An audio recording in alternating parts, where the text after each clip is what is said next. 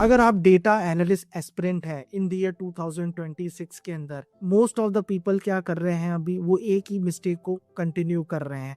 Daily वो job पे apply करते हैं, एप्लीकेशंस पे भी अप्लाई करते हैं, सही तरीके से वो एक एक स्किल्स को भी मेंशन करते हैं। बट जब भी वो सुबह को उठते हैं और अपना लैपटॉप ओपन करते हैं, एक कॉमन ईमेल जो उनके पास रिक्रूटर की तरफ से आता है, we are not able to consider your application for our further round. अब इसके बाद कैंडिडेट ये सोचता है कि मे बी उसकी प्रोफाइल जो है उस पर्टिकुलर वैकेंसीज के लिए सूटेबल नहीं है। बट कुछ कैंडिडेट्स ये भी सोचते हैं कि यार 1 या 2 साल का एक्सपीरियंस तो है मेरे पास में, ठीक है ना, और एंट्री लेवल का रोल है, फिर भी मेरा रेज्यूमे क्यों नहीं शॉर्टलिस्ट हो रहा है। तो वो क्या करते हैं, ज़्यादा से ज़्यादा ऑप्टिमाइज करते हैं, स्किल सेट को भी सही करते हैं, जॉब डिस्क्रिप्शन के हिसाब से कीवर्ड भी डालते हैं, बट स्टिल उनका रेज्यूमे शॉर्टलिस्ट नहीं होता है। तो उसके पीछे ये रीजंस नहीं है कि उन्होंने स्किल सेट को या अपनी सॉफ्ट स्किल्स को या कीवर्ड्स को प्रॉपर तरीके से मेंशन नहीं करा है। रीज़न उसके पीछे ये कि आपने प्रॉपर प्रोजेक्ट्स जो है अपने पोर्टफोलियो में ऐड नहीं करे हैं, जो कि इन द ईयर 2026 में आपसे रिक्रूटर और हायरिंग मैनेजर जो है एक्सपेक्ट करता है। So you don't need to worry about guys. In this video I am going to share with you top 5 data analytics project that really gonna helpful for you. आप plan कर रहे हैं data analyst में आने का, तो वो projects आपको बहुत हेल्प करेंगे। तो इस वीडियो में मैं आपको उन सारे जो है प्रोजेक्ट्स के बारे में बताऊंगा। So hello everyone, welcome back to my YouTube channel. My name is Mukesh. I am a data analyst and I have almost completed 5 year in this field. So in this video now I am talking about the project number 1, जिसको आपको अपने portfolio में add करना चाहिए। तो पहला project इस category के अंदर जो मैं बात कर रहा हूँ, customer prediction dashboard. Customer prediction dashboard के अंदर आपकी जो प्रॉब्लम स्टेटमेंट आपके पास इस तरीके से आएगी थी, भाई एक कंपनी है जो एवरी मंथ 5 to 7% कस्टमर्स को लूज कर रही है। अब उसको लूज करने के पीछे क्या रीजंस हैं, ठीक है ना, इन रीजंस के आपको सॉल्यूशंस देने हैं। तो इसके लिए जो है आपको जो है प्रोजेक्ट बनाना है। अब इस प्रोजेक्ट को बनाने के लिए आप क्या करेंगे, एनालिसिस करेंगे। एनालिसिस के लिए मैं आपको रिकमेंडेड करूंगा कि आप पाइथन यूज करें। जब पाइथन के अंदर आपका एनालिसिस कंप्लीट हो जाता है, आप अपने कस्टमर्स को सेग्रीगेट कर देते हैं कि कौन से कस्टमर हाई प्रायोरिटी के हैं, कौन से मीडियम के हैं, कौन से लो रिस्क के हैं, तो आपको एग्जैक्टली रिजल्ट पता पड़ जाएगा और आप आइडेंटिफाई कर पाओगे कि मंथ एंड के अंदर इन कस्टमर्स की वजह से हम जो है इस प्रॉब्लम को फेस कर रहे हैं। So you need to identify that particular end of the month कि आपका जो चर्न है उस पर्टिकुलर ग्रुप की कैटेगरी में 30% जो है वो सेव कर रहा है, जिससे आपको जो है प्राइसिंग में भी जो है बहुत ज़्यादा हेल्प मिल रही है। अब इसके लिए जो आप टूल यूज़ करेंगे, पाइथन यूज़ करेंगे, पांडास लाइब्रेरी आप यूज़ कर सकते हैं और पावर बीआई के हेल्प से आप जो है डैशबोर्ड बना सकते हैं। Now I am going to talk about the project number 2 in this category, जो कि बहुत इंपॉर्टेंट प्रोजेक्ट है। सो इस प्रोजेक्ट के अंदर आपको ये क्या करना है, कस्टमर सेगमेंटेशन इंजन के बेस पे आपको प्रोजेक्ट बनाना है। सो जो प्रोजेक्ट की कैटेगरी है RFM, customer segmentation, it is also very unique project and you are not able to find in the YouTube channel. So अब ये प्रोजेक्ट क्यों इतना इम्पोर्टेंट है, बिजनेस सिनेरियो की अगर मैं बात करूँ तो कंपनीज जो है वो ट्रीट करती है हाई वैल्यूज और इनएक्टिव कस्टमर को, ताकि वो अपने मार्केटिंग के बजट को जो है एनालिस करके जो है डिसीजंस ले पाए कंपनी की ग्रोथ के लिए। तो इसके अंदर आप एक डिटेल डेटा सेट को पिक कर सकते हैं और आप टारगेट कर सकते हैं marketing strategy for each segment, कि कौन से सेगमेंट के कस्टमर्स हैं जो कि लॉयल है, कौन से सेगमेंट के कस्टमर है जो कि रिस्क में लॉस्ट में है। अब अगेन इस प्रोजेक्ट में भी आप जो है डेटा क्लीनिंग और एनालिसिस के लिए पाइथन यूज़ कर सकते हैं, मैटप्लॉट लाइब्रेरी आप यूज़ कर सकते हो। टैबलू के अंदर अगर आप ये प्रोजेक्ट बनाते हैं तो आपको बहुत अच्छे इंसाइट्स मिलेंगे। नाउ इस कैटेगरी के अंदर मैं अब आपसे बात करूंगा प्रोजेक्ट नंबर 3 की। प्रोजेक्ट नंबर 3 है आपका stock sentiment versus price analysis.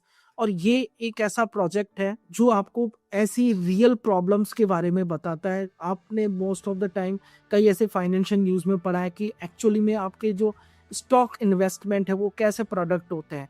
तो ये सारे स्टॉक इन्वेस्टमेंट के डेटा को आपको क्या करना पड़ेगा, इसमें एनालिसिस करना पड़ेगा।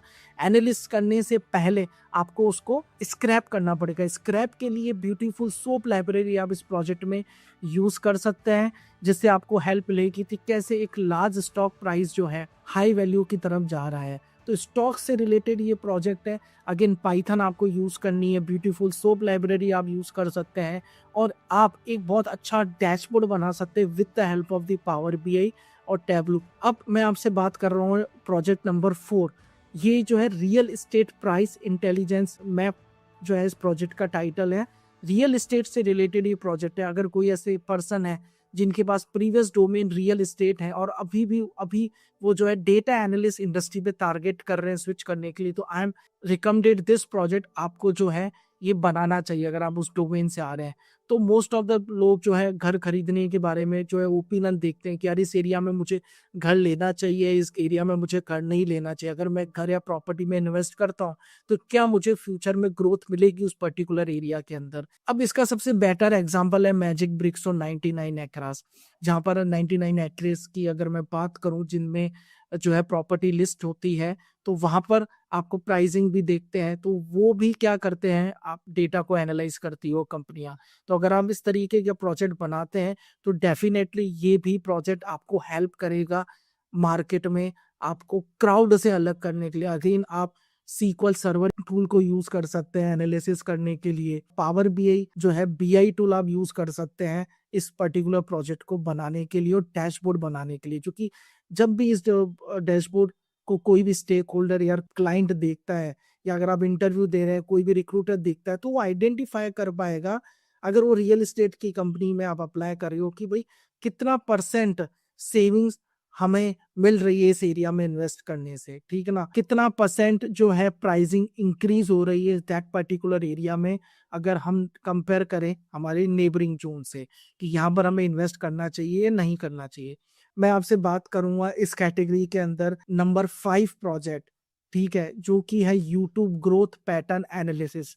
अब इसमें प्रॉब्लम स्टेटमेंट आपकी कुछ इस तरीके से रहेगी। मोस्ट ऑफ द यूट्यूबर जो क्या करते हैं वो फॉलो करते हैं रैंडम एडवाइस बिना डेटा के, ठीक है ना। बिना डेटा के वो कंटेंट को क्रिएट करते हैं और अपने यूट्यूब चैनल को स्टार्ट कर देते हैं। But with the help of this project आप एपीआई जो भी यूट्यूब के अंदर एपीआई वाला जो डेटा उसको आप पुल कर सकते हैं और टॉप से 100 फास्टेस्ट ग्रोइंग चैनल्स के बारे में आप उनको रिकमेंडेशन दे सकते हैं। लेट्स से अगर आपकी नीश है, आप एडटेक के अंदर डेटा साइंस से रिलेटेड वीडियो बनाना चाहते हैं, तो आपको ये इस प्रोजेक्ट को जब आप बनाते हो तो आप टॉप 100 डेटा साइंटिस्ट जो यूट्यूब पे कंटेंट बनाते हैं उनका कंटेंट कैसा है, किस तरीके से वो ट्रेंड में जो है बना रहे हैं कंटेंट को, जिसकी वजह से उनका यूट्यूब चैनल ग्रो कर रहा है। तो आप नए कंटेंट क्रिएटर की बेसिकली जो है हेल्प कर पाएंगे अगर आप इस तरीके के प्रोजेक्ट को बनाते हैं। आप ये बता पाएंगे रिजल्ट, आप उनको ये बता सकते हैं कि भाई अगर आप 3 to 4 टाइम्स पर वीक अगर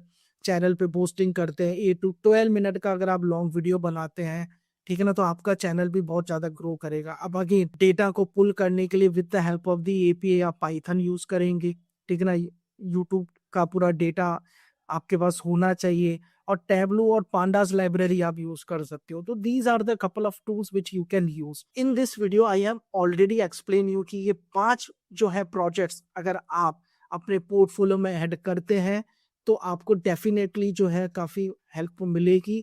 और मोस्ट ऑफ द कंपनीज अगर डेटा एनालिस्ट को हायर करने के बारे में सोच रही है तो आपकी प्रोफाइल डेफिनेटली कंसीडर की जाएगी।